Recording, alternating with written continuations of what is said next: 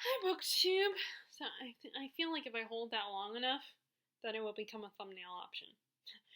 But I'm so happy that I sort of figured out the thumbnail thing. But I love this edition of this book. I don't know why. The quotes imprinted on the book and the rubbery feeling. I don't know. I don't know why I like it so much. And the lavender coloring, I think it's so pretty. Oh, and then look at the end pages.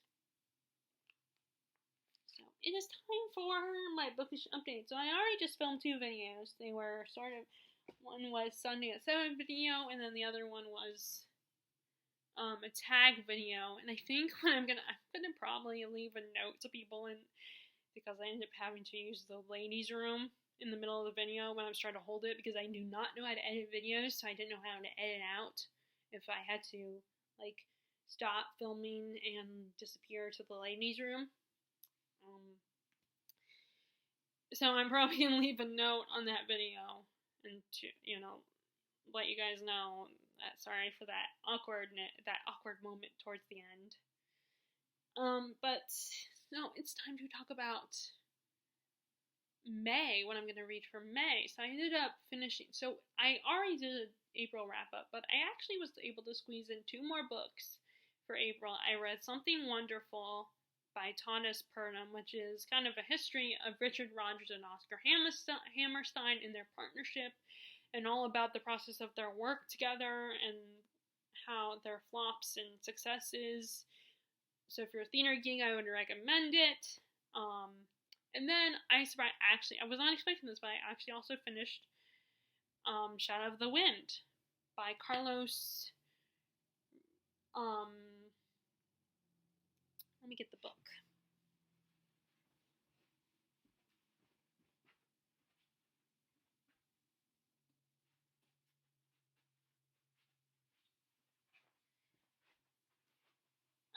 Carlos Riaz Zafon. I don't know if I'm saying it right.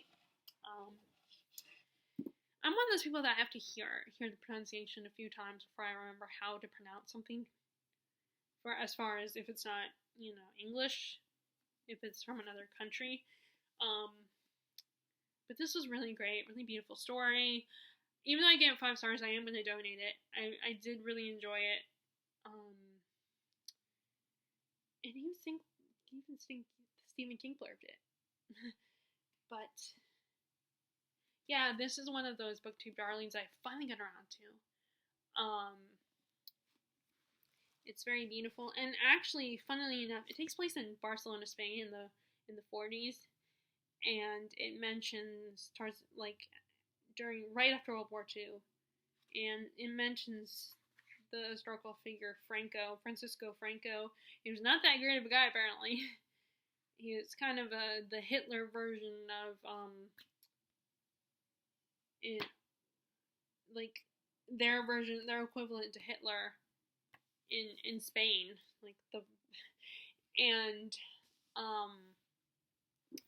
I listened to the audiobook of Origin, which it takes place in Spain, and they mentioned Franco, and as a very dark figure during their Spain's history. So that was kind of interesting that a pure coincidence that I happened to be, because I didn't know when I first started Origin, I did not realize that was about what that was about. And I had already started The Shadow of the Wind. It was one that I planned on reading. I started it back in April, back in March. And I think the only reason is because I started it, I don't think a book this length I could read. Maybe I could if it was the only one I was reading. But I don't think I could read this in a whole month. So I started this back in March, and then I didn't continue. I took a break from it and then came back to it. As you can see, it's been well loved and has been removed and put back on the shelf several times. Of course, that actually might not be my fault. Some of these creases and stuff. Some of these creases might be the fault of the original owner, the person that donated to the bookstore first before I got it.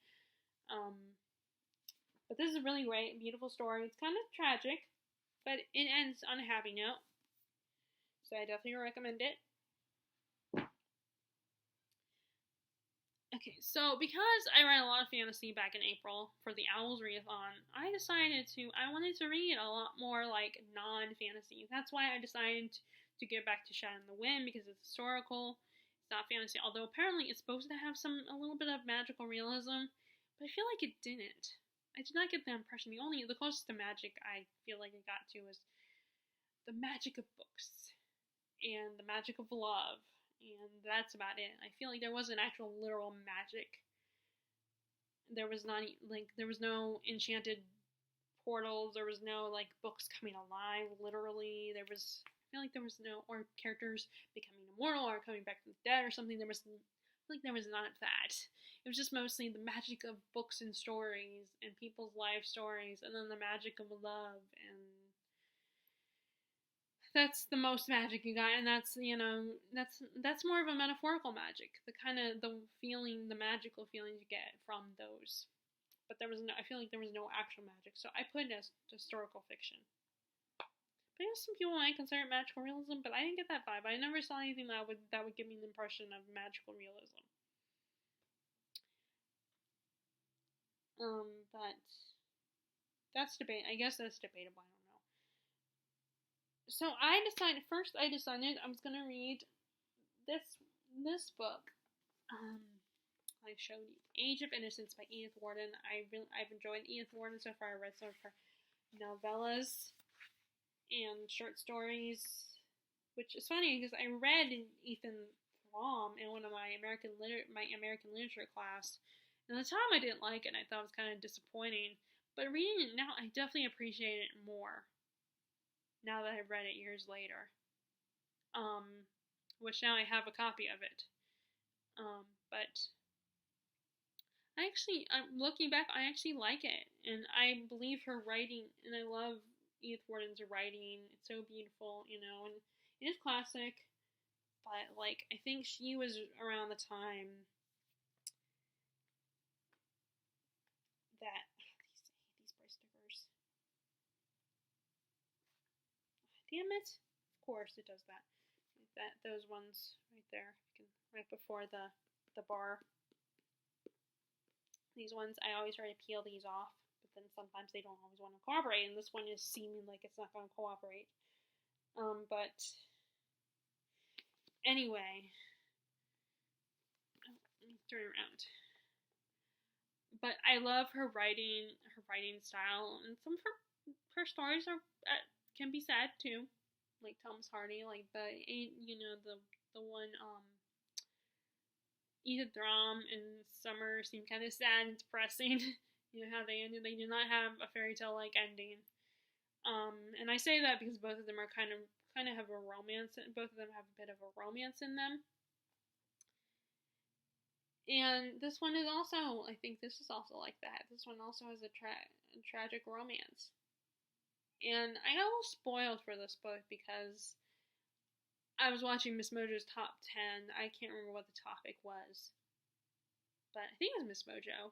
Or it might have been one of the other people that's discussing certain things, like tropes and archetypes and stuff. But they talked about the movie version of this. So I got a little spoiled. But it wasn't like a big spoiler. It wasn't anything specific. It was just it was and it wasn't. But I love the look of this book. Like this whole,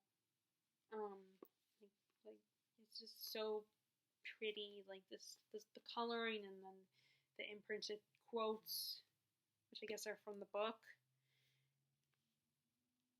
And I want to buy more of these. I would like to buy more. I like to buy some of these. There was actually a Dickens collection of them, but then I had copies of all the Dickens books that were in that collection. The Word Cloud Classics. I'm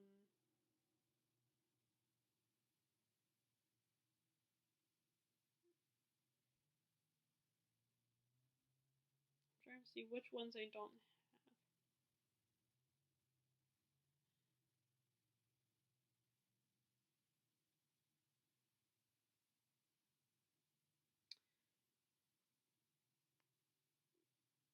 have. So I'm looking at this list, and a lot of these I've already read, or I have copies of the mass market convenience copies.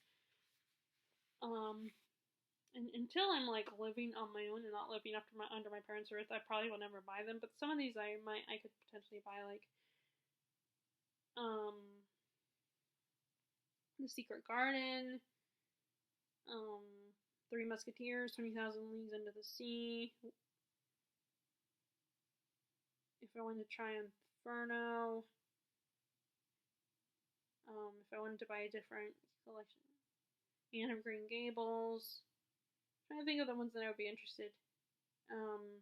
Now some of these, the Three Musketeers, some of these I wouldn't mind just having a nice fancy copy versus. I mean, I've always traded in too, give them to another bookstore and then buy those copies. But yeah, I've read the first few chapters. Not much is going on in this book. Our main character, Archer, I can't remember what his first name is. He and his family have gone to a play, and he and his friends have gone to this play. They witnessed in one of the top boxes, or I think it was an opera actually. One of the top boxes, there's this one family it's their box. They always come, and they always have extended relatives. And the two women he's kind of caught between are both there. His fiance and then the woman he's having a fling with, I believe, are both in that box. And he feels like it's not appropriate for the family to bring their niece, who is his fiance, to this. And she apparently is dressed in a way that is very surprising and catches the attention. And it sounds like it's not very positive attention by all the other patrons at the opera. And that's as far. And then we're currently at a party hosted by this family, and he and this other woman, I think she's countess, are having a little rendezvous, and she's like, "Have you told your fiance about us?" And he's like, "I know, I need to tell her."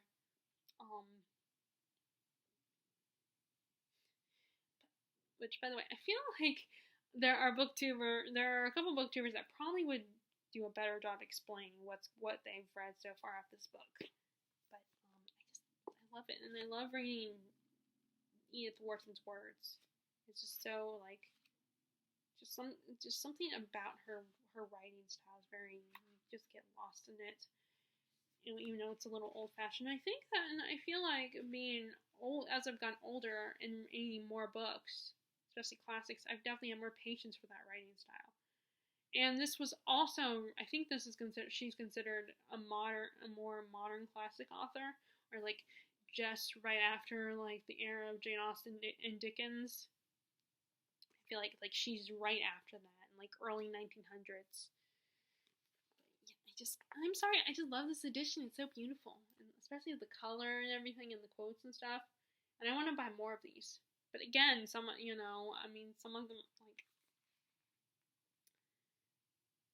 I feel like I've already read the book, or I already have copies.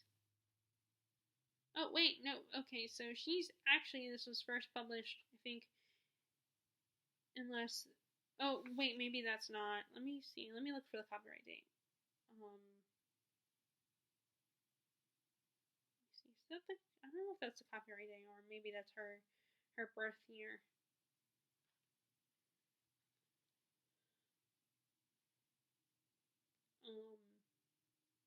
Because it says 1862 to 1937, so I don't know if that's her timeline of life. I cannot find the well, this particular edition was published in 2014.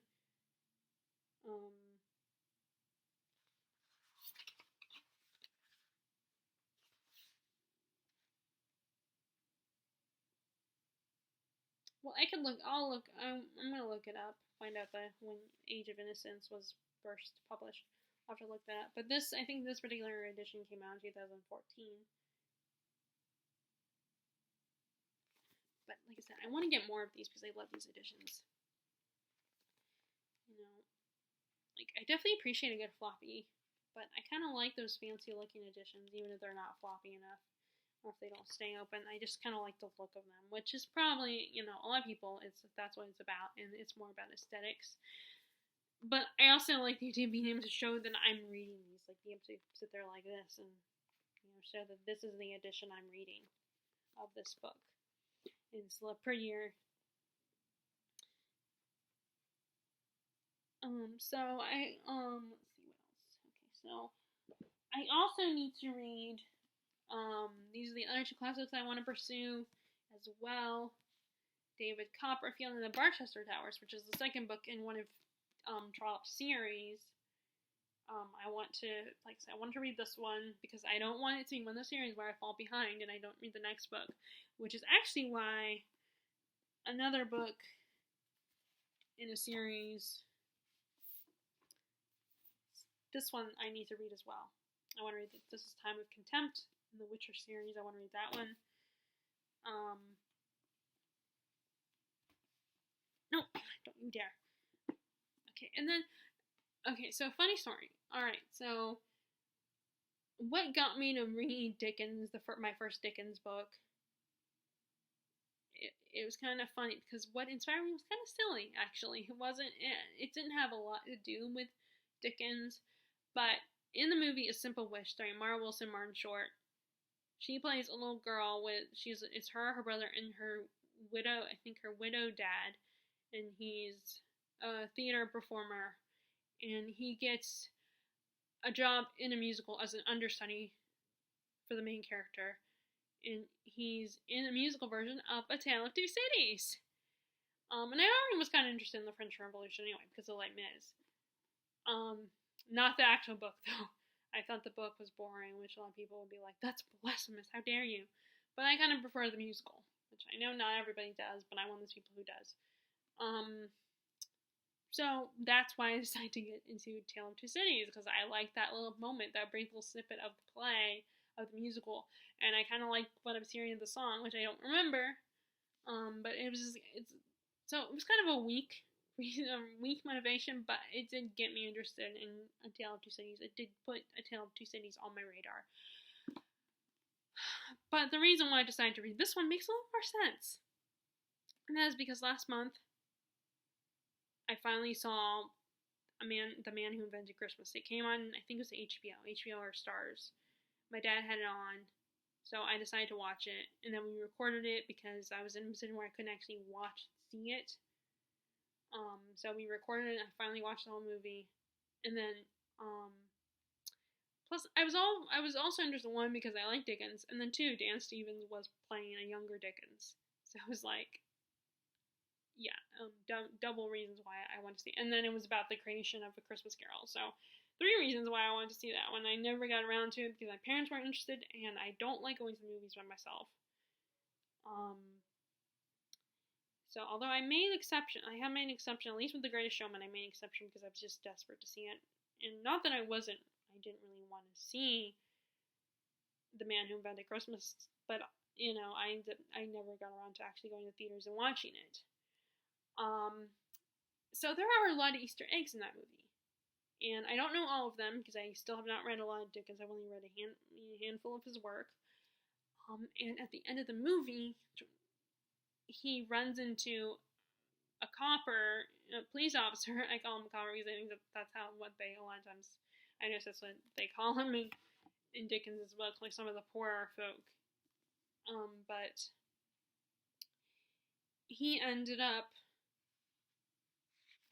running into this guy this police officer who referred to himself as David Copperfield.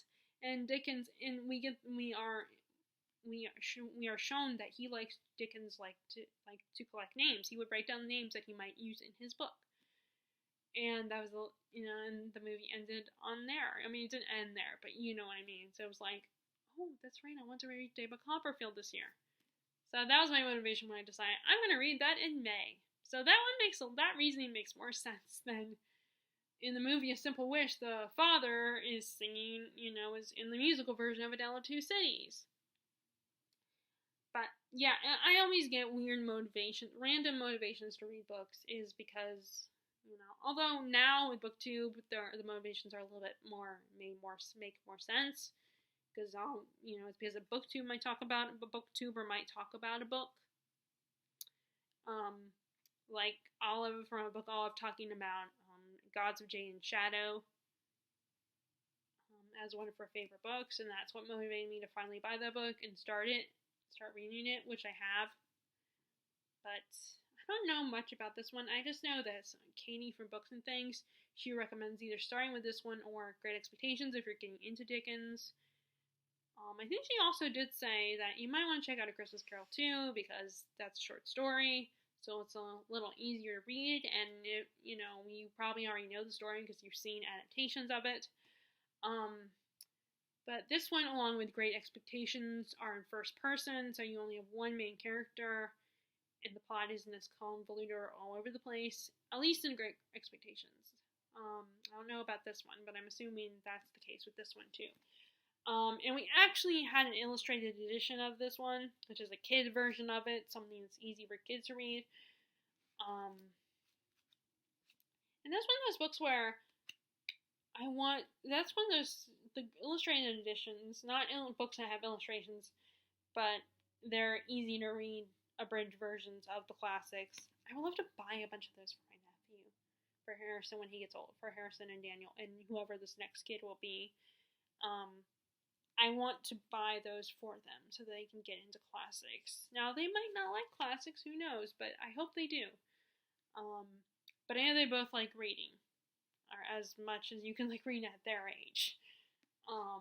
They have a lot of books, and I think it helps that both their parents are mildly interested in reading too. Of course, I read more than both their parents do once, but they do like reading, and they appreciate the value of reading, and want to make sure that the two boys don't spend too much time devoted to TV. So they try to tame their TV viewing.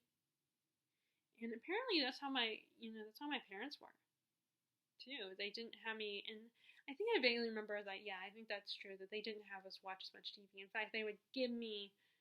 I remember I was little, my mom, because that was the first addiction that I had in a way. Like the first thing that I was always watching TV, and if I was watching a show, I don't want to go do this because I want to finish this show, and or staying up late and watching TV.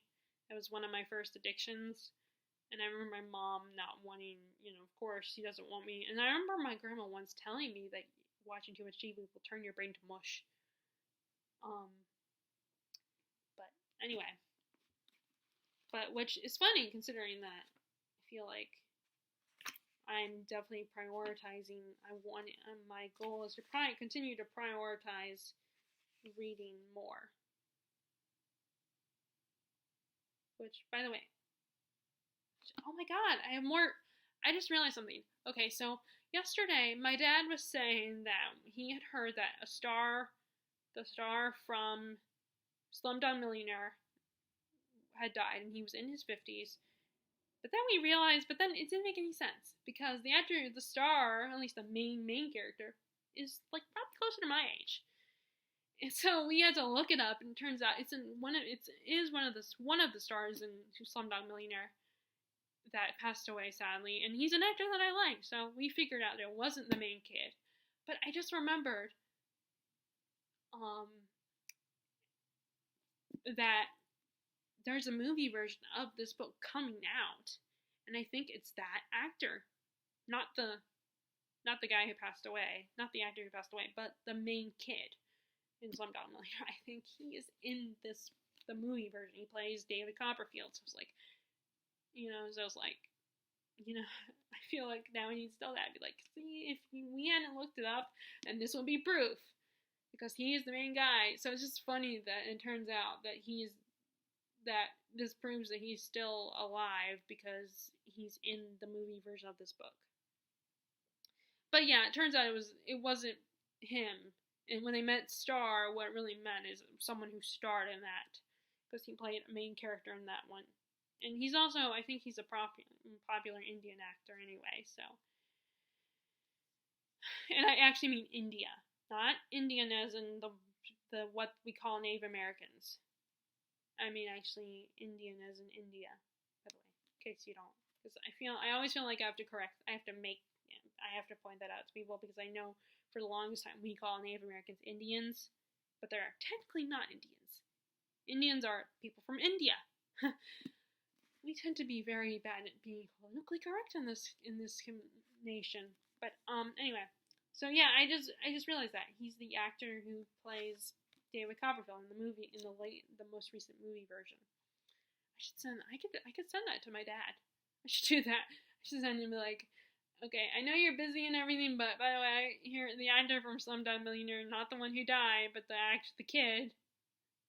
He's in this movie, so in case you were second guessing, kind of like as a wink or something. But yeah. So, but I still, of course, I'm gonna read fantasy this month.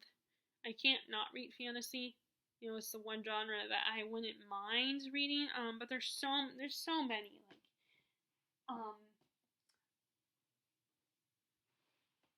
like there's some Stephen King. Oh, I meant to grab it. The good news is it's right here. Good. So here's what's going on. So we are so I mentioned in my video where one of the other videos I filmed today, I don't remember if it was, I think it was the tag video when I did the tag on, that was created during the reading rush, back in April. Well, not back in April because it's May 1st, so it was a day ago. But, well, not the reading rush, but I mean, April was just a day ago. But, what was I gonna say? So I don't remember what I was gonna say, but, I mentioned that there's 2 readathons going on this month. The Stanford Thoughts of Tomes decided to make this month Tome Topple Month around 11, and, Holly from Holly Hearts Books decided this is the month, which actually I think last month it was also, Medieval-a-thon was also in May. That's her readathon she created last year, so again, she's holding, I believe, in May. I believe it was in May last year. But Tome Topple, you guys, it's basically about reading 500 plus books. You don't have to finish any of them. She just wants us to make a dent for those, so, and that's going to be starting the 9th through the 22nd, so only 2 weeks. So I have a little bit of time before I start reading it, before I need to start reading some tomes. But like some of the tomes I want to check out are Stephen King's. I want to get back into reading Stephen King's Needful Things, and also King's The Stand. And I remember I had bought both these books, and it was I had the urge to read both of them, and I remember I did a poll on my Facebook book group. I did a poll, and this one got the most votes, but this one also got my attention. And I said this before, that it kind of makes me think of Mr. Gold from Once Upon a Time, except for a genuinely evil version of him, like a demonic, because that wasn't originally, I feel like Mr. Gold was not meant to be evil. I think he was just someone who got kind of corrupted. But then I think from what I heard after I quit watching the show, that he went back and forth a lot. And hearing that really upset me because he's one of my favorite characters, and I feel like they did not I feel like his story was partly about addiction, and I feel like they did not treat it well. Like the characters, the way they wrote the characters, they did not handle it the way you should handle addiction. You can't just expect someone to go cold turkey. And I feel like that was the problem, that how they portrayed Belle as being someone who expected him to go cold turkey. I mean, and yeah, maybe there are people, maybe people who have addictions will date someone that's like that, but they are supposed to be Belle and the Beast, not just, Rumple is supposed to be like Once Upon a Time's version of the Beast. And I feel like they ruined that relationship for me and a lot of people. Like, you were either still loyal to Rumple or you were loyal to Belle. And, from what people said, I can see why more people were all about Belle and hated Rumple, unfortunately. But the villain in this, the antagonist in this, kind of makes me think of Mr. Gold a little bit, like a little shopkeeper, antique shop that has everything you could need. And he basically, the impression I get is that he creates chaos with giving these people. But of course, it's Stephen King, so there's probably even more of supernatural. Maybe even takes their souls or something. I do not know, but I definitely liked what I read so far. It's just, it's a chunker, which a lot of his books are. This is one of his more boring, I feel like one of his more boring author photographs. Because he does some very interesting author pictures. Let me see if there's one in this one. Yep, okay, here's one. This one's a little bit better. That one. I like that one. Not as boring. I mean, it's still a little, it's still not as silly as some of his other ones, but it's a little more like, a leaning actor's photo, or it looks more, it's hard to explain, but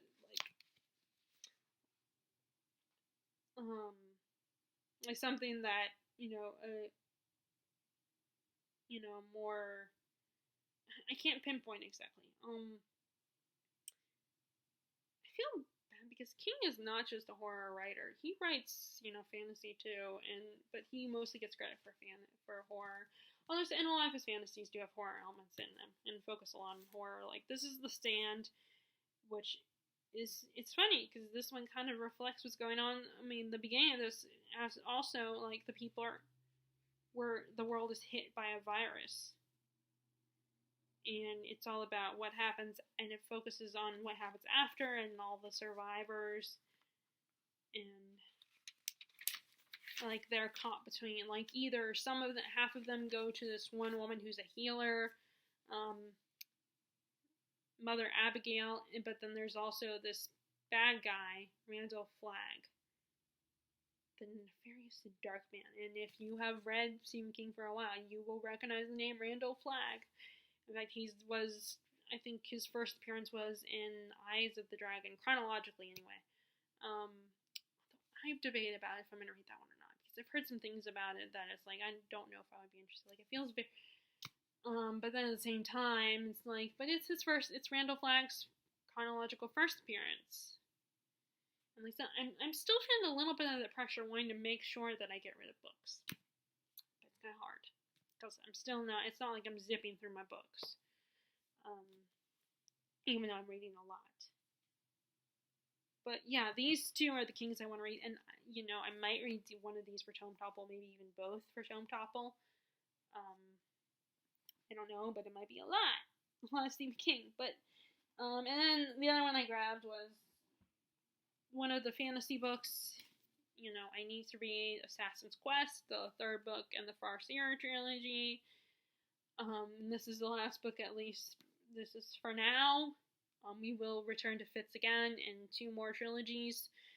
But the next one is Live Ship Traders, which is about the bad guys or who seem to be the bad guys in the second book. They're not the actual villains. Like, the actual villain, I would say, is his, Fitz's uncle, which I cannot remember his name. Regal, that's his name. Regal, his uncle Regal. I kind of like the names of the princes, Regal and Chivalry, and all their names are references to who they are. I think, like, the prince is, like, in the first book they do talk about names when Fitz gets to pick his name, but he decides to keep his name. Regal, another word for royalty. Chivalry, chivalrous, being chivalrous. And then he has one more uncle, but I don't remember what his name is.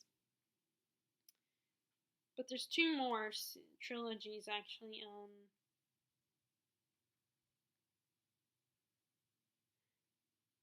I think the Tawny Man trilogy has Fitz in it. And that's Fitz and the Fool, character that is mentioned is brought into the first book we meet in this first trilogy. and I like his character. I didn't know how I felt about his character, but as the story progressed, I definitely started to like his character. He's like the wise fool, the wise fool. Oh well, maybe not, because up top it has Fool's Assassin and Fool's Quest. So that one might be about the Fool and Fitz, or Fitz and the Fool. But after this one, it's Lifeship Trainers, so I need to get to that one. But I want to get the next book in the Lifeship Trainers series, so I can have it, so I can jump into it when I get into that. When I finally read, after I finish the first book in the Lifeship Trainers trilogy, which is Ship of Magic. So after I finish that one, then there's Mad Ship and Ship of Destiny. So I want to get Mad Ship and Ship of Destiny soon, but yeah, so I keep thinking about this one. I need to get to this one so I can finally get to Ship of Magic. But because I really like it, it's just a very slow moving series. It's not as fast paced. I also want to read The Great Hunt, which is the second book in the Witcher, Witcher in the Wheel of Time series. I don't want this series to be one of those. I don't want my series. I want to stop with the whole thing about, like, with my series where it takes me forever to read the next book in the series, especially if I haven't, then I should be able to read it right away. But it's partly because I'm thinking, well, I need to take a break from the series, so I'm not going to read the next book in the series until, like, maybe a month later, but then it takes me more than a month before I get to the next book, so I definitely need to, I want to get started on this one. I want to start reading this one. Oh,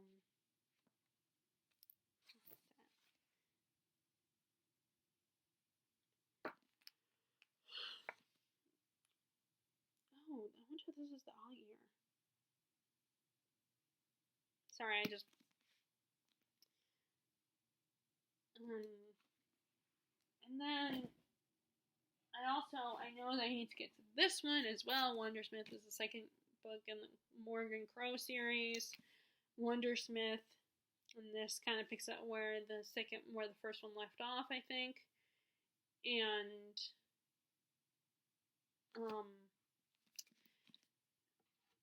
but I don't know when Holopox is coming out now, because with what's going on in the world right now, I don't know when it's coming out. If a lot of the books that were intended to come out soon, I wonder if the people are going to still put them out there. They just won't be able to put them in stores, but you can still get them online. So I imagine I would like to think that's what they'll do, but I think some authors are putting their books on hold, just like a lot of TV series have stopped filming for a while. But the third book is Holopox. Which I'm kind of curious she looks like one of the booktubers I like watching. This is Jessica Townsend. And I don't know, she looks like a cross between, like, she looks like some of the booktubers I watch, actually, like a cross between a couple of them. It's interesting. I can't think of their names right now. But yeah, she really does. She actually looks like some of the booktubers that I watch. It's funny. Then some people are bound to look like other people. So, but yes, I need to read this one as well. And I don't know when Holocaust is coming out. That's the third book. It was supposed to come out this year, but who knows now with what's going on in the world. Sadly, there's some authors who have to put their books on hold before they send them out into the world. But you could do the whole internet thing. You could put them online so that people can buy them on Amazon or Book Outlet or Thrift Books or something. You could do that. And then there's some people, although there are some independent bookstores I think are doing like a online thing too, where you can order their books online. You can order books from them online. So yeah, there's also another book from a series that I want to get to that I did start reading. I brought when we went to go see my sister, and that is Valor, which is the second book in the Faithful and the Fallen. And I definitely want to get to it now that I have at least the books 2 and 3 of that series. There are 4 books altogether.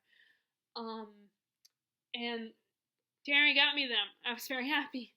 I have been wanting to get these books for so long, and I had not gotten around to them because they were not at Books A Million. they wouldn't be at the roast office. So finally, Terry got them, which I was surprised. I did not think I would. I mean, I knew I would be getting books from her, but I didn't know which books I would get from her. And I did make sure that certain books were a higher priority than others. And I let her know that. And I think it probably helps that she now has an Amazon account herself. But so I got her that, and I wonder if she hasn't sent anything yet.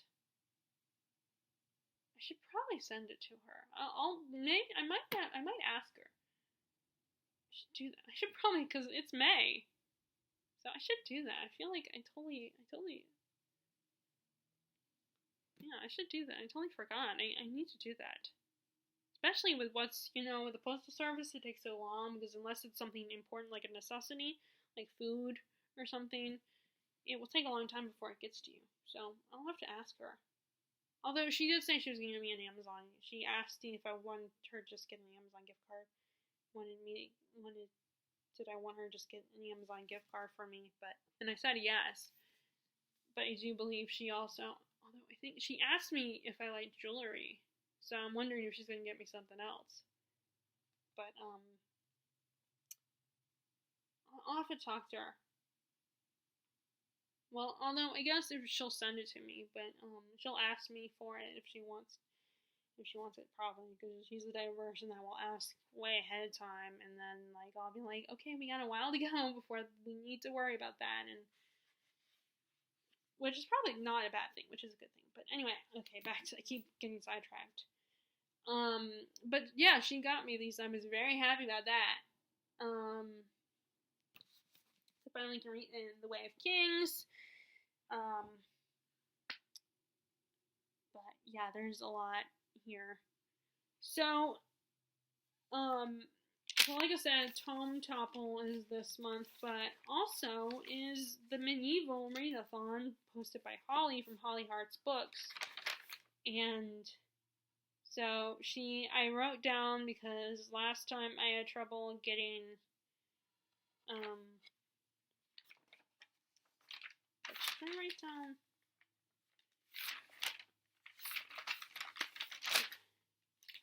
I didn't write that down. I should have wrote it down, because I think I'm going to do that. I'm going to watch her. I'm going to have to watch Sam's Tome Topple. Yeah, I think I'm going to do that. I think I'm going to watch Sam's Tome Topple video and then write down her different, all the prompts and stuff. I don't think I wrote them down. But anyway, so for Medieval-thon, if you read 0 books, you're a prisoner. If you read 1 book, you are considered a peasant. Which, by the way, considering, if you haven't figured out going by the title of the readathon, it's a medieval-inspired readathon, but you don't have to read medieval set books. So if you read 1 book, you're a peasant. If you read 2 books, you're a squire. You read 3 books, you're a knight. 4 books, noble. 5 books, prince/princess, depending on if you're a male or female reader.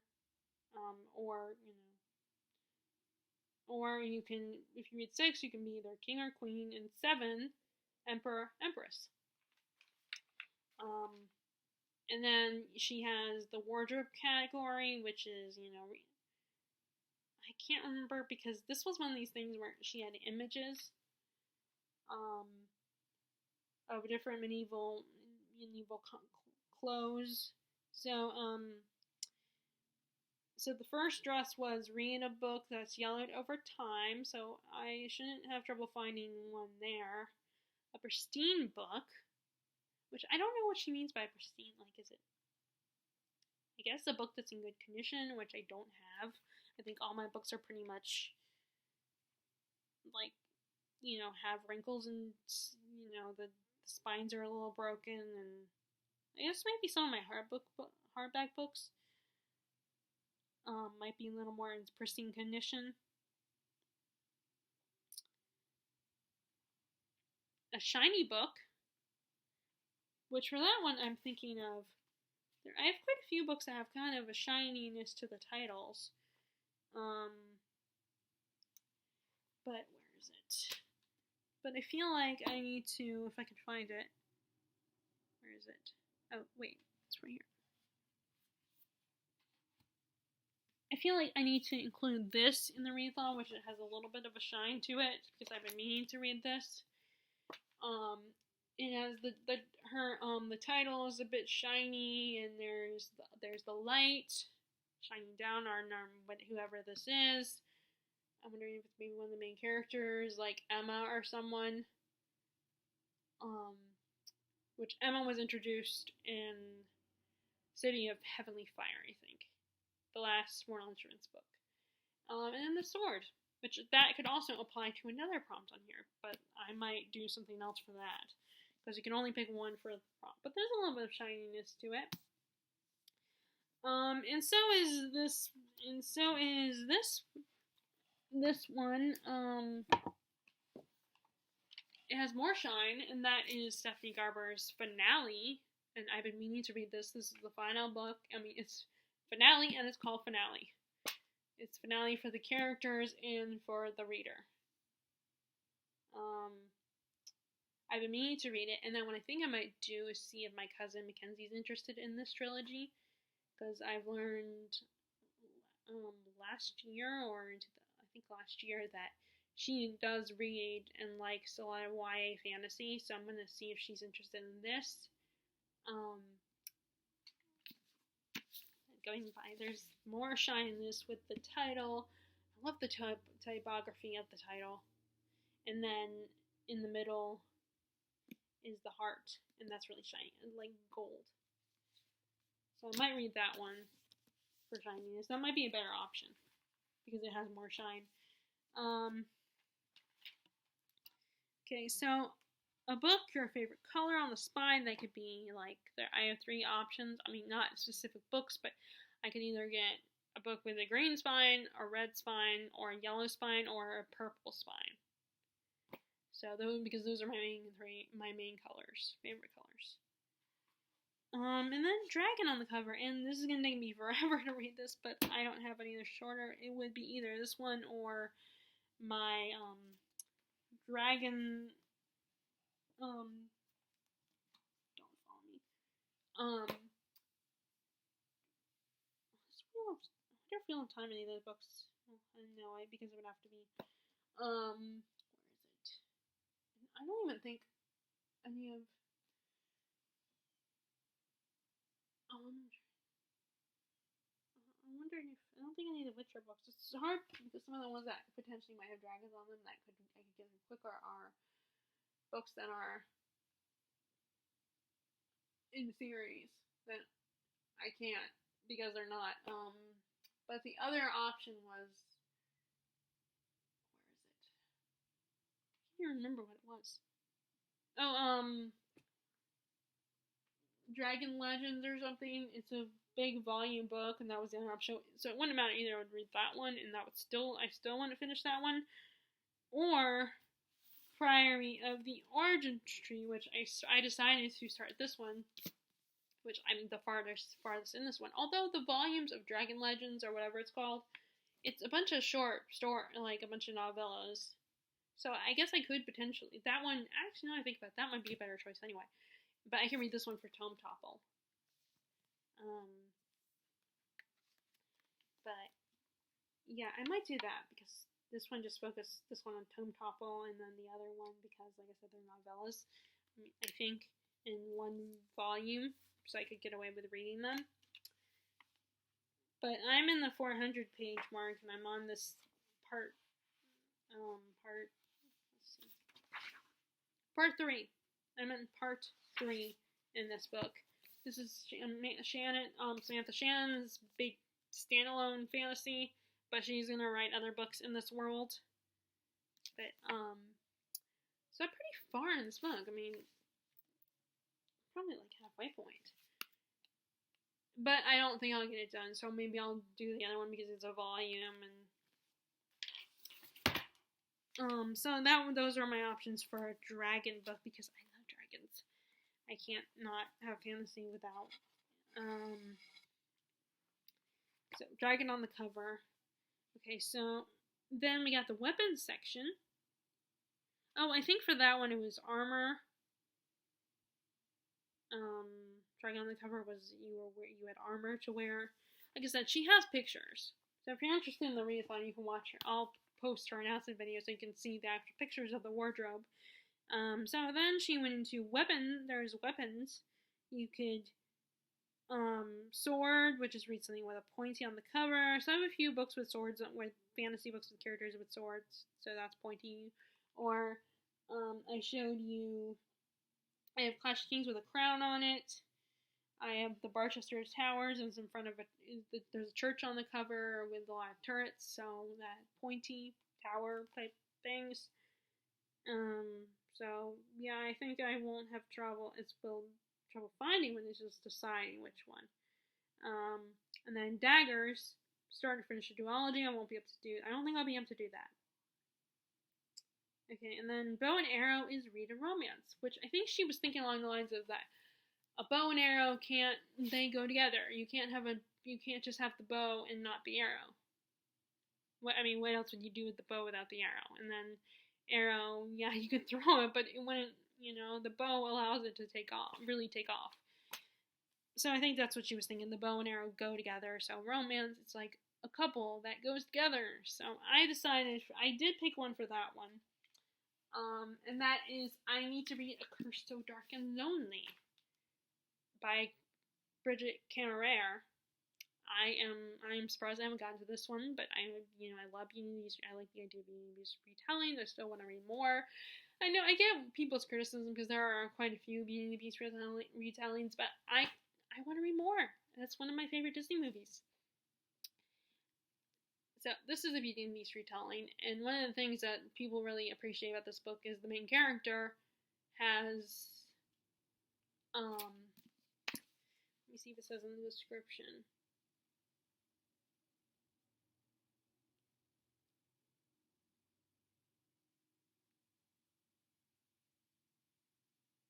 Cerebral palsy. She has cerebral palsy, which I don't know a lot about that, but I know it's a disability.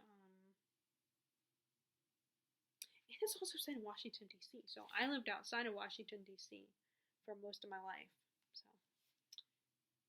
definitely makes it, so the setting and the fact that the main character, there are a lot of positives. Now, not everybody loved this, but, and funnily, and the other reason why I was, I'm even more motivated, or apparently not enough, but a little bit more motivated, was because my sister's college roommate, Wendy, read this book. She has been reading quite a bit, and which was a surprise because I don't, like, a lot of my sister's friends, I didn't know if they were into reading or not like I was, so it was kind of a pleasant surprise, and it was also a little bit weird.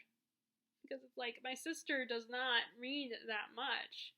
Like, she doesn't have time, she's not as, and I feel like, I know that people, like, critique, say, you say that you don't have time, but really, that does not mean you don't literally have time. But I think my sister just, I think there are times when people like my sister just legitimately don't have time, because they have kids to take care of, and they're tired, and sometimes they just want to sit and chill and watch TV.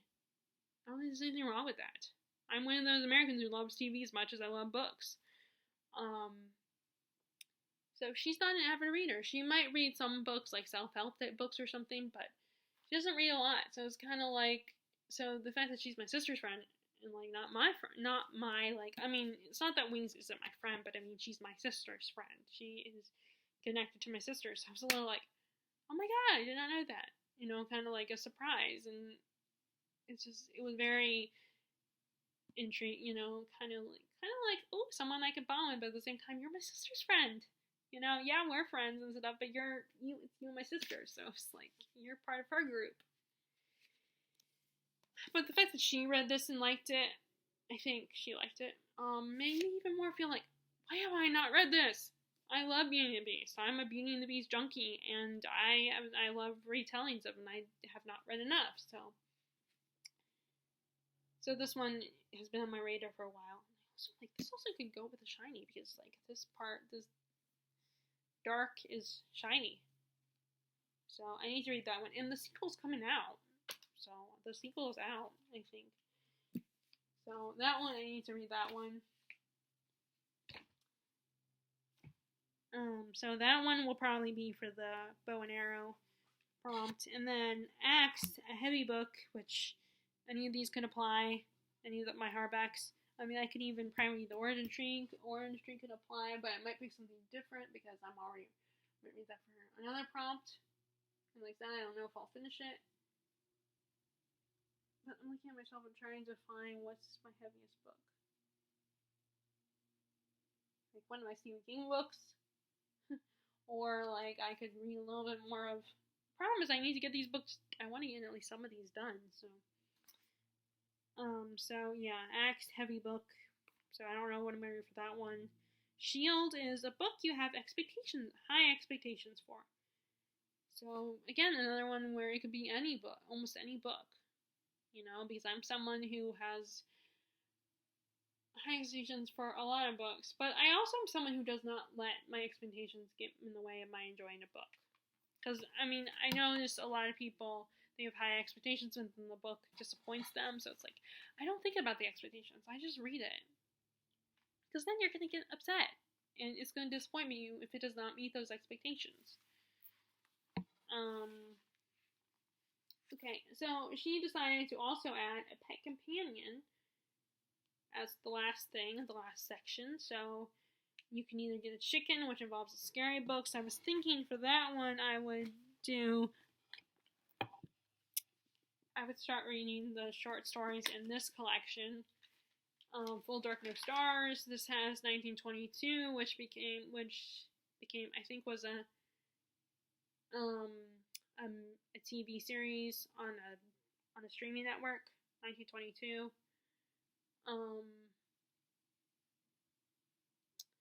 A Good Marriage became a movie too. Yeah, Netflix original film is 1922 was a Netflix original film. A Good Marriage became a feature film, which I don't even remember if I ever saw trailers for it. And then so did Big Driver, I guess. It became, or not a film, but a Lifetime TV movie.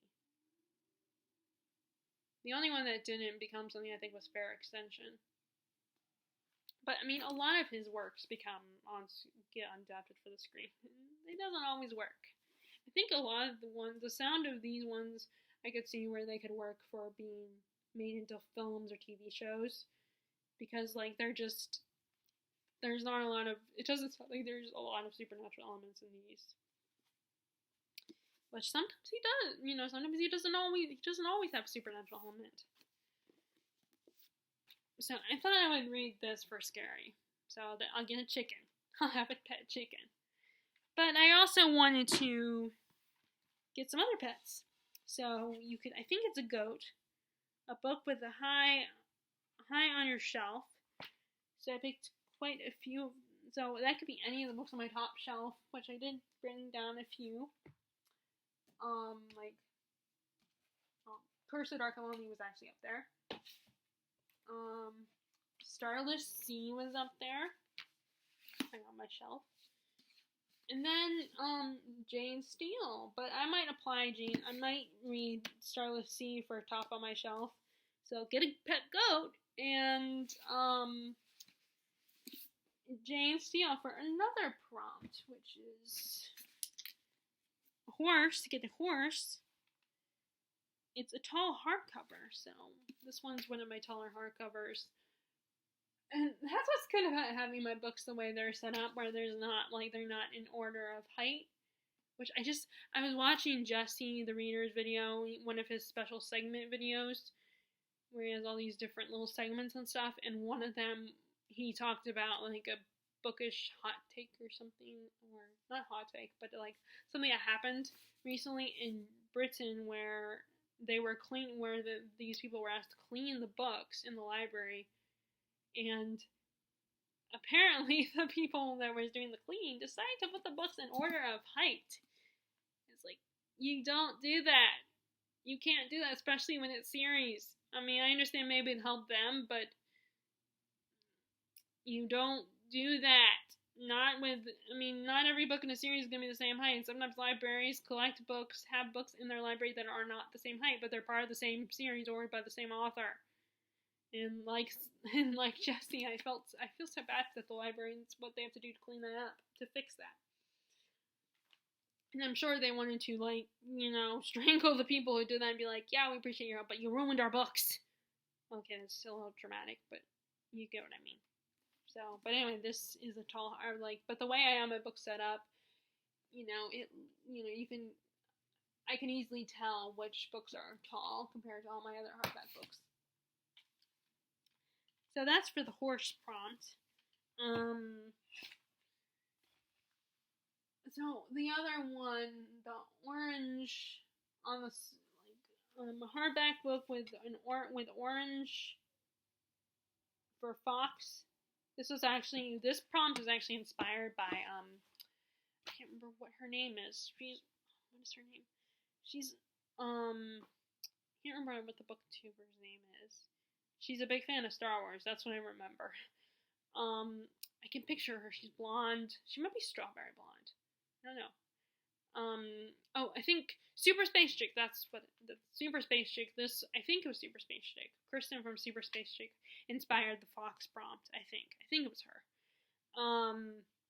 Which is you can get a pet fox by reading a book with orange on the jacket. Which actually, again, Pirates of the Orange Tree applies, but there's a couple others. I'm trying to look and see if there's any other books that could apply this prompt. I could read, what is it called? The book that's from Nimue perspective on the whole Arthur legend. I could read that one. That one, the whole book is orange with a little bit of black in it. So I might read, that could work. So I do have.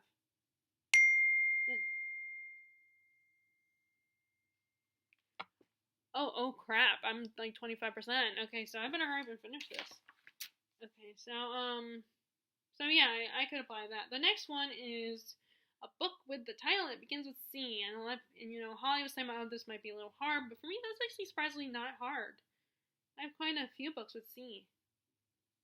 So I think because I'm already reading A Curse to Dark and Lonely for the romance for the bow and arrow prompt, I think I might read, if I do that prompt, I probably will do Carnival of the Dead, which is not a fantasy. I thought it was. I thought it was like supernatural or something, but it doesn't reading the description when I've read so far, it's not. It doesn't come off as supernatural. It's not put in fantasy on Goodreads. I feel like it's more in the vein of Dan Brown's books. But it also kind of reminds me of a book that I ended up not liking, and that is Dark Music or something. I can't remember what the book is called, but it's one I think I finished it. I don't think I DNF'd it. I think I actually finished it, and it has a sequel. But it's like this girl who's a fan of of Beethoven, I think, and she gets a job at a museum where she can archive his work. But then she finds out there is a way you can travel through time, or at least project yourself into time, and so you're not literally traveling through time. It involves eating toenails, it was really weird. And the direction, it was kind of cool, but I ended up being a little disappointed by it. It was just weird, and I had no interest in the sequel. But yeah, it kind of reminded me. Carnival of the Dead also kind of reminded me of that premise without the time travel in it. And the toenails. Okay, so then, if you wanted a pet dog, you gotta do a buddy read. If somehow by some small chance one of you guys or someone suggests it, maybe I'll consider it. But my thing is, I want to read what I have on my shelf. And considering that none of us can really leave our houses that much, it's kind of, you can't really just go to the library. And even if I could, my library doesn't have a huge selection. So I want to stick to what I already have, and also I don't know the reading pace of some of you guys. It's not like, unless you tell me, I don't know your reading pace. Granted, you might want to read fast, because if you do this, because it is only a month, and I would buddy read with some of my close friends. I could potentially ask some of the people in the Facebook group if any of them are interested in a buddy read. but I don't know. Because I don't know. I mean, I did have a guy who did attempt buddy reading for a little while, but then we just couldn't find a book to buddy read. I mean, we almost did with Hunchback of Notre Dame, but it didn't work out because both of us were kind of bored with it. But yeah, I don't know about buddy reads. I mean, maybe one day I'll consider doing a buddy read, but it's just so far I haven't had much luck with it, which doesn't mean I wouldn't have a good buddy read with someone. It's just hasn't gone well, and maybe I just haven't found the right person. So I probably will not do that. I mean, if someone asks me, I don't know, maybe I'll do it, or maybe I'll politely decline, but so, and then the last, I think I got all of them. Yeah, I think I covered all of them. So that is, I don't know when I'm going to read for all those prompts, but I'm going to check it out. And I think, and like I said, I need to watch Sam from Thoughts and Tomes video so I can get her prompts. I know her prompts for Tome Topple. I don't have to follow those prompts, but I want to write them down so that I can see if any of my books that I want to read for Tome Topple will apply to those prompts. Okay, so I need to plug my computer in soon, so I'm going to say goodbye for now. So that's what's going on in May right now. As always, I'd love to hear what's going on with you in your reading. If you are able to read during this crisis, would love to hear. And I hope if you aren't able to read, you are able to read soon. But if you aren't, that's okay too. And if you like this video, give it a thumbs up. Click subscribe if you haven't already. Click the bell notification below so you know when I post more new videos. And I hope to talk to you guys later. Alright, bye!